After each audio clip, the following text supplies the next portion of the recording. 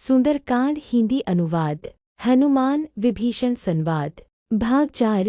ही विभीषण जी उठकर वहां आए, प्रणाम करके कुशल पूछी और कहा कि हे ब्राह्मण देव, अपनी कथा समझाकर कहिए। क्या आप हरि भक्तों में से कोई है? क्योंकि आपको देखकर मेरे हृदय में अत्यंत प्रेम उमड़ रहा है। अथवा क्या आप तीनों से प्रेम करने वाले स्वयं श्री राम जी ही हैं, जो मुझे बड़भागी बनाने आए हैं? तब हनुमान जी ने श्री रामचंद्र जी की सारी कथा कहकर अपना नाम बताया। सुनते ही दोनों के शरीर पुलकित हो गए और श्री राम जी के गुण समूहों का स्मरण करके दोनों के मन मग्न हो गए। विभीषण जी ने कहा, हे पवन पुत्र, मेरी रहनी सुनो। मैं यहाँ वैसे ही रहता हूँ जैसे दांतों के बीच में बेचारी जीभ है तात। मुझे अनाथ जानकर सूर्यकुल के नाथ श्री रामचंद्र जी क्या कभी मुझ पर कृपा करेंगे? मेरा तामसी शरीर होने से साधन तो कुछ बनता नहीं, और न मन में श्री रामचंद्र जी के चरणकमलों में प्रेम ही है। परंतु हे हनुमान,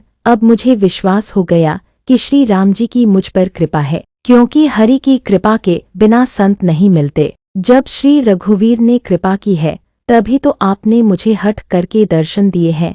हनुमान जी ने कहा, हे विभीषण जी, सुनिए, प्रभु की यही रीति कि वे सेवक पर ही प्रेम किया करते हैं। भला कहिए, मैं ही कौन बड़ा कुलीन हूँ, इस जाति का चंचल वानर हूँ और सब प्रकार से नीच हूँ। प्रातःकाल जो हम लोगों का नाम ले ले तो उस दिन उसे भोजन न मिले है सखा। सुनिए, मैं ऐसा अधम हूँ, पर श्री रामचंद्र जी ने तो मुझ पर भी कृपा ही की है। भगवान के गुणों का स्मरण करके हनुमान जी के दोनों नेत्रों में प्रेमाश्रुओं का जल भर आया। जो जानते हुए भी ऐसे स्वामी श्री रघुनाथ जी को भुलाकर विषयों के पीछे भटकते फिरते हैं, वे दुखी क्यों न हों।